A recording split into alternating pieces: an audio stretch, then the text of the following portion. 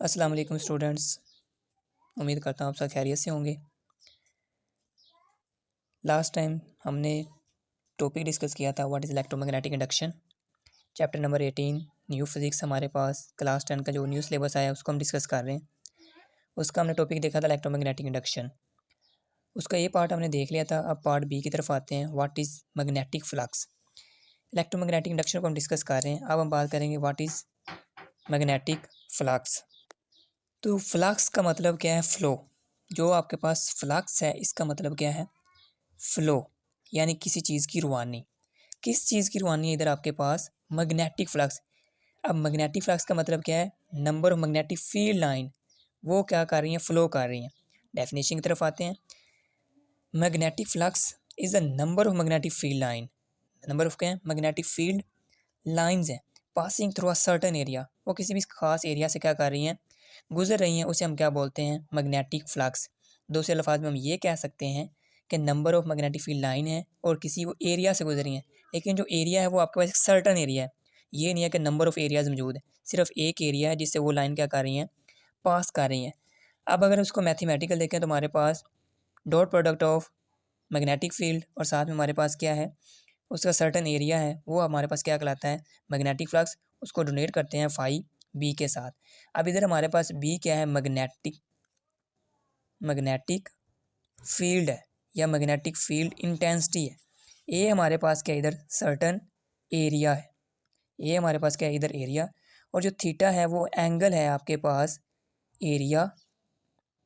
Theta is the angle between magnetic field and area, यानी कि angle उनके दरमियान किस हिसाब से हमने जो सर्टेन एरिया उसके सामने आ रहा है वो उसके परपेंडिकुलर है, पैरेलल है या फिर क्या इंक्लाइंड है, वो हम बाद में देखेंगे। तो ये एंगल बताएगा वो किस तरह से है। अब अगर हम बात करें मैग्नेटिक फील्ड के यूनिट की और साथ में एरिया की यूनिट की, तो हमने यूनिट फाइंड आउट करना है मैग्नेटिक फ्लक्स का। अब हम जानते हैं जो मैग्नेटिक फील्ड है या मैग्नेटिक फील्ड इंटेंसिटी है उसका यूनिट हमारे पास क्या होता है? टेस्ला। उसे टी से डोनेट करते हैं। और जो एरिया है उसका यूनिट क्या हो जाएगा? Meter square. तो मैग्नेटिक फ्लक्स का यूनिट होगा ऐसा ही, वो हमारे पास क्या है? Tesla meter square. अब इसकी हम क्या करते हैं? डिफाइन करते हैं टेस्ला पर मीटर स्क्वायर, यानी कि ये जो टेस्ला पर मीटर स्क्वायर पर बोल रहा हूँ, टेस्ला मीटर स्क्वायर आया, ये हमारे पास किसके बराबर होता है? वेबर के। उसको डोनेट करते हैं डब्ल्यू बी के साथ। अब हम डिफाइन करते हैं वेबर की। When a magnetic field of 1 Tesla, जब मैग्नेटिक फील्ड कितनी दे रहे हैं? 1 टेस्ला की दे रहे हैं, passes perpendicular through the area of 1 square meter. अब एरिया है तो उसमें क्या आ जाएगा? 1 square meter. The magnetic flux equal to the 1 weber. तब वो मैग्नेटिक फ्लक्स कितना होगा? 1 वेबर होगा। और 1 वेबर किसके बराबर हो जाएगा? 1 टेस्ला मीटर स्क्वायर। तो ये है ऐसा यूनिट ऑफ मैग्नेटिक फ्लक्स। अब हम बात करते हैं कि मैग्नेटिक फ्लक्स मैक्सिमम कब होगा और मिनिमम कब हो रहा। अब हम बात करते हैं कि मैग्नेटिक फ्लक्स मैक्सिमम कब होता है। लेट्स सपोज ये हमारे पास क्या एक सर्टेन एरिया है, ये हमारे पास क्या एक सर्टेन एरिया है जिसमें से मैग्नेटिक फील्ड लाइन क्या करेंगी? पास आउट होंगी। अब सर्टेन एरिया में आने से पहले हमें ये टर्म समझनी होगी। ये जो एरिया है ये इसके क्या नॉर्मल के तौर पर आ रहा है। ये जो इसका एरिया आ रहा है ये क्या है? नॉर्मल। अब सिंपल सी ये हमारे पास क्या वो एरिया है और ये उसका क्या है? नॉर्मल है, यानी कि जस्ट लाइक दैट। ये मैग्नेटिक फील्ड लाइन पीछे की तरफ से आ रही हैं, इधर से हमारे पास क्या आ रही है? मैग्नेटिक फील्ड लाइन आ रही है और वो एरिया के क्या है? पैरेलल आ रही हैं। यानी कि ये मैग्नेटिक फील्ड लाइन आई और इन दोनों के दरमियान एंगल कितना बना? 0 डिग्री। तो कोस थीटा इधर हमारे पास, यानी कि थीटा हमारे पास कितना आ गया? इधर 0 डिग्री। अब इसकी वैल्यू हम क्या करेंगे? इधर पुट करेंगे तो हमारे पास क्या आ जाएगा? कोस थीटा इधर पुट करते हैं, हमारे पास मैग्नेटिक फ्लक्स किसके बराबर होता है? B A cos of theta. Theta की वैल्यू हमारे पास 0 है, तो कोस 0 जो होता है वो किसके बराबर होता है? 1 के। तो बी ए आपके पास आ गया मैग्नेटिक फ्लक्स। इधर इस केस में वो क्या है? मैक्सिमम है। जब मैग्नेटिक फील्ड लाइन और जो एरिया है वो एक दूसरे के क्या है? पैरेलल है, तब मैग्नेटिक फ्लक्स क्या होता है? मैक्सिमम। दूसरे अल्फाज में हम ये कह रहे हैं जब जो एरिया आपके पास दिया गया उस फील्ड लाइन के वो क्या है? परपेंडिकुलर है, लेकिन नॉर्मल के वो क्या है? पैरेलल है। इस पॉइंट को अंडरस्टैंड दोबारा से कर लें।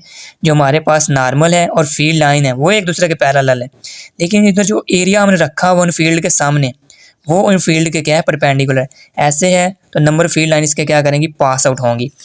दूसरी कंडीशन हम ये देखते हैं कि हमारे पास जो मैग्नेटिक फ्लक्स है वो मिनिमम कब होगा। अब एरिया को हमने रख दिया ऐसे, यानी कि जो हमारे पास एरिया को हमने ऐसे रख दिया। अब मैग्नेटिक फील्ड लाइन क्या करें, इसके ऊपर से ही गुजर रही है, इसमें से कोई लाइन पास आउट नहीं हो रही।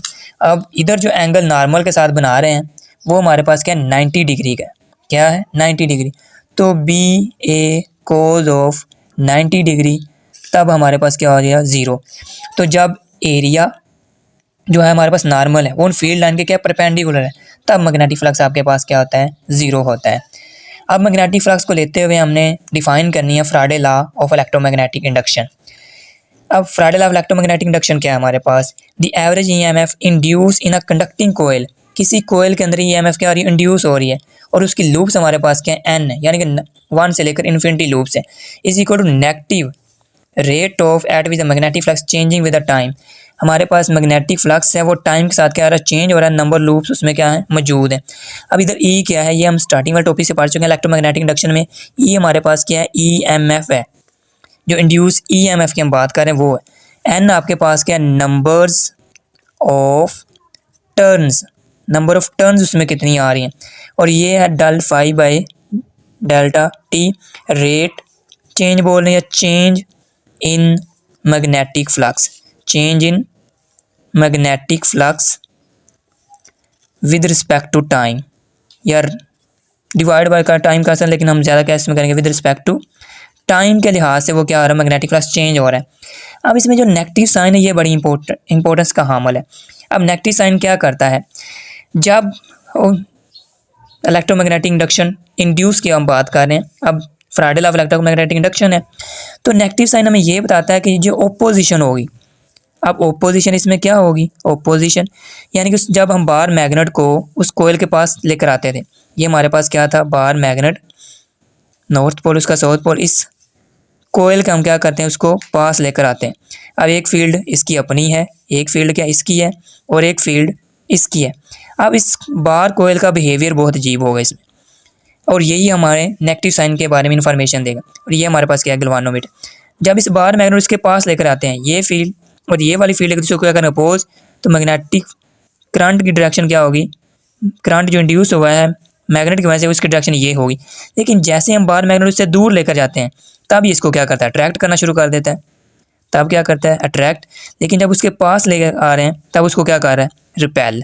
तो ये दोनों केसेस रहने, तब यानी कि जो इंड्यूस ईएमएफ में इंड्यूस हो रही है उसकी ओपोजिशन है, जब उसके पास लेकर आ रहे हैं तब उसको रिपेल कर रहे हैं, लेकिन जब उसको दूर लेकर जा रहे हैं उस बार मैग्नेट को, उस बार मैग्नेट को जब हम दूर लेकर जा रहे हैं तो उसको अट्रैक्ट कर रहा है। तो ये नेगेटिव साइन शो करता है उसकी ओपोजिशन को, यानी कि जब उसके पास आया तब रिपल्शन है, लेकिन जब उससे दूर जाएगा तो वो कहेगा कि मेरे पास आ जाओ। तो ये हमारे पास था फ्राडे law of electromagnetic induction. Overall topic हमारे पास था what is electromagnetic induction, total topic था, और मैग्नेटिक फ्लक्स उसका एक पार्ट है, और उसी में हमने देखा है Faraday law of electromagnetic induction. Notes आप इसकी साथ साथ स्क्रीनशॉट ले सकते हैं, क्योंकि अभी तक बुक्स अवेलेबल नहीं है, तो अपनी कोशिश करनी कि नोट्स को साथ साथ नोट करते जाएं, और नोट करने के साथ साथ अपने नोट्स बनाते जाएं, ताकि बाद में आपको ये काम आ जाए। मिलते हैं नेक्स्ट वीडियो में। अल्लाह हाफिज़।